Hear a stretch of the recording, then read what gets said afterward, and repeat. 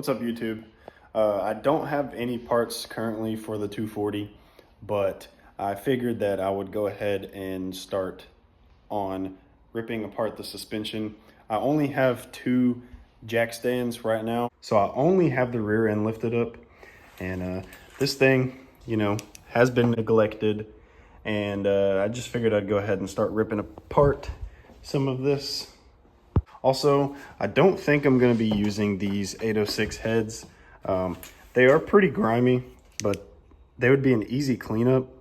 I got a pretty good deal on Marketplace on some 799 heads, 4th gen 799 heads, and they're actually very clean. I do plan on obviously putting new valve guide seals in them and cleaning them a lot better, but for what they are, I got them on a smoking deal, and it would be a lot better on this motor to have some 799s rather than these 806s. I don't really know much about the 806s. A lot of people ask when I say 806, they think I'm talking about the 706s, but these are actually 806 heads. You can see the casting number right there. I also don't know what valve covers I'm gonna run. I have these LS1 valve covers, and then I also have the stock valve covers, but I still don't know if I want to run like a roller rocker setup on this, or if I'm just going to keep the stock rockers and run those. Because if I run a roller rocker setup, I'll obviously have to go aftermarket with a little bit taller valve cover. Got the heads. I also got a set of stock rods and pistons. I didn't really want to put a bunch of money into the bottom end because I'm not going boost or anything like that anytime soon. And if I do, then I'll probably build another motor. I would love to build a 6.0 for this chassis instead of a 5.3, but for now I'm going to work with that. And shout out my dad.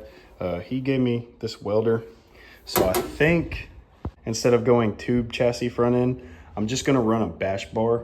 So with the welder, I will be popping this back on. I'm just going to run the stock radiator support. But back to this, a lot of this has been setting for a while, so I'm just gonna go ahead and soak it down with PV Blaster. And I'm gonna have to look up some forums, or if any S-chassis guys are watching my videos, what stock suspension parts are okay to use and what I should go aftermarket. This isn't gonna be like a pro drift car setup. I just want to have enough, I guess, suspension tuning capability as possible. Any recommendations from S-chassis guys watching this video, let me know. I was thinking about dropping the subframe and just putting new bushings in, but these bushings on the subframe actually do not look terrible. They're still intact. I think if that becomes a problem, I'll worry about it later. And we can't forget about this side. I'll probably just do this, let them set for a second. I don't know how far I'm gonna take everything apart. I don't know if I'm gonna rip all of it out or just certain components and let the rest sit. And don't roast me in the comments. All my good tools are at work. This works for what it is. It kind of works. These, I'm not surprised how tight they are. I'll probably have to end up getting them with the ratchet. Now, a lot of these I'm having to do off camera because it's taking like all of my strength to get these broken loose. So if there's a lot of cuts or a lot of skips, that's why. Some of them I can get my small impact on and take them right off like that one. Come off. But a lot of them I'm gonna have to use full force 2 hands.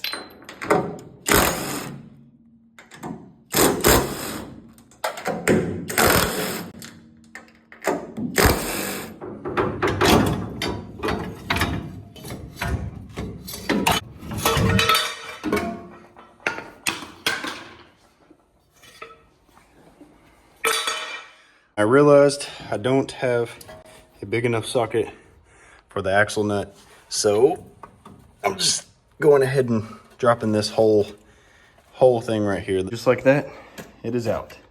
That was very easy. That was a joke because everything on here was seized and tight and was very, very annoying. This side is done, so on to the other side. Now this side's done. This side was a little bit easier because all of the bolts were kind of already loose, so that helps. But this side was almost completely seized up. You know, I'm sitting here thinking, and I think I'm just gonna go ahead and drop the subframe. I'll check the bushings really good, just make sure while it's out. I might as well go ahead and put bushings in it, but I'm also gonna repaint it just to make it look a little better. I actually have like zero clue on how heavy this is, so I hope this is not that heavy.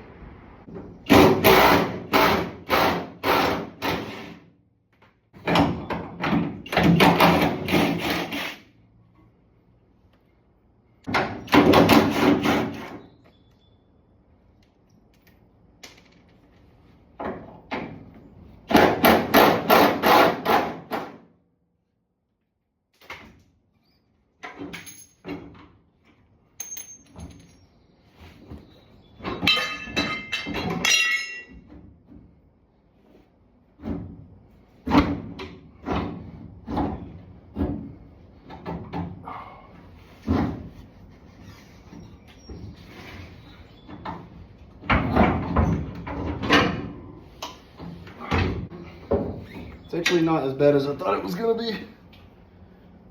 Pull myself out with it on me.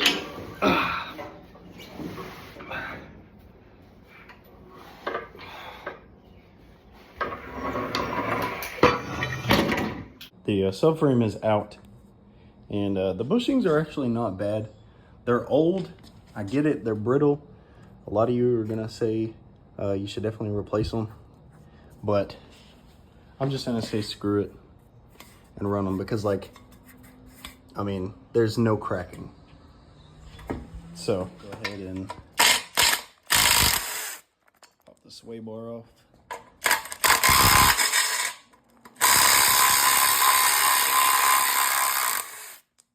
That one was tight. And then I'll probably have to put another battery on this. No, actually the battery's still good. Use some wire brushes. I'll probably, scoot that outside, the subframe, scoot it out there, and go to town with some PB Blaster and this brush too. It's getting dark outside. I got the subframe kind of clean. I'm gonna hit it with the pressure washer tomorrow, and then I still don't know if I want to go purple with the subframe to match all the other purple accessories, or if I just want to go like a Rhino-Line or Bedline black or whatever. But I guess y'all will see tomorrow. I did have to wait one more day because it started to rain. The Lexus is covered. I didn't want any overspray to get on it. The bumper's okay because I have a whole kit for it. I don't know if I've showed you guys the kit, but it is a fiberglass kit I got off Marketplace, really cheap. I had to fix a couple spots, and there's still some spots I do have to fix, and then it will be painted and put on. But for now, scuff this thing up and get to painting. Okay, I've got this thing scuffed up pretty good. I'm not gonna worry about the bushings because I think I'm just gonna go ahead and put polys in it just so I can get it done and over with, since this car is so far from actually being done. I'm just gonna take my time and do it right. I got this thing hanging up. I used some industrial grade wire, also known as coat hanger, and some screws in the main support beam for my garage. But I'm gonna get this thing primered down. It actually started to rain. I hope that the humidity doesn't affect the paint job, but I'm gonna go ahead and get this thing primered. I got one coat of primer on.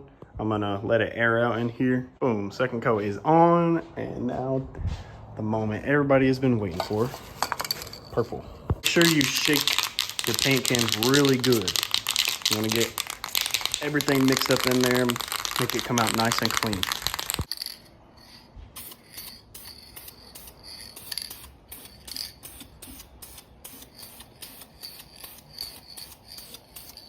Here's the first coat. I'm gonna do a couple light coats. I'm gonna try and do them pretty even. I'll probably hit this again before it dries. I'm gonna get it all around the same color because if not, then you'll have dark spots and light spots like you can see right here. Dark spot, light spot. Okay, I used 1 can.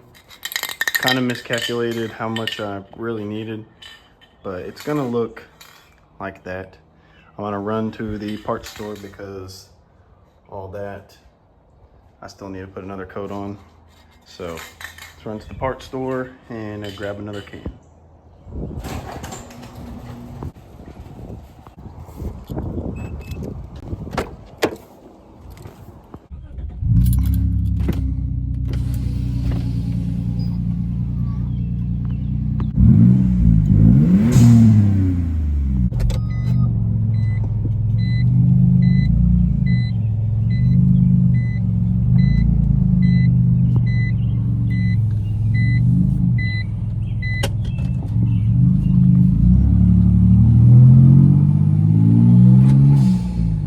Riley's had what I needed, always coming in clutch. Not a sponsor, but if you want to sponsor me, O'Reilly's hit me up.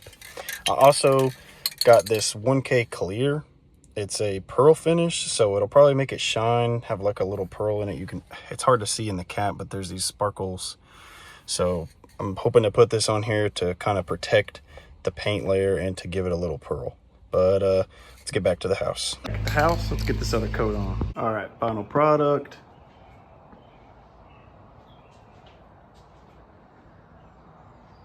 I think it looks pretty good. Now I'm going to apply this clear with the pearl in it, see how it turns out. Subframe is done. It looks dark, but I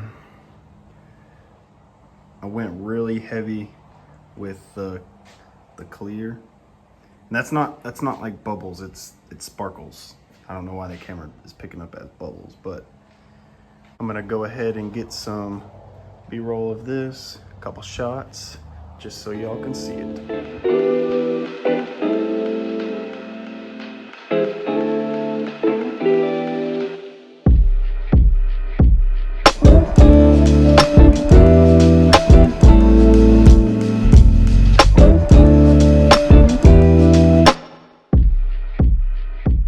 That's all for this video. Hit that subscribe button to see more content like this, and we will see you in the next one.